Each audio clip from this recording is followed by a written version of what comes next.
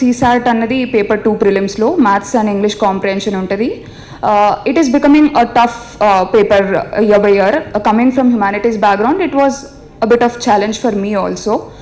So నేను ఆ paper చేస్తున్నప్పుడు 1.5 hours I just did it స్లోగా చేస్తూ వెళ్ళిపోయాను. And when I counted at the end of 1.5 hour all I did was some 31 questions.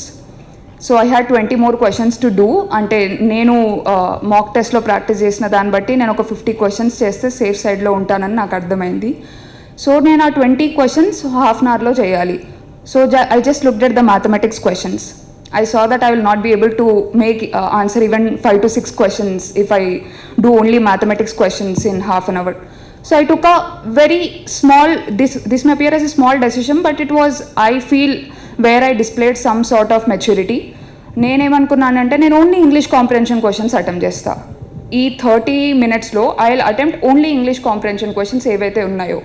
So నేను అలా రిస్కీ డెసిషన్ అయినా కూడా మ్యాథమెటిక్స్ని తీసేసి మొత్తం ఇంగ్లీష్ కాంప్రిహెన్షన్ క్వశ్చన్స్ పేపర్లో ఏవైతే ఉన్నాయో అవన్నీ అటెంప్ట్ చేశాను. దానివల్ల ఏమైందంటే at least I stood a chance.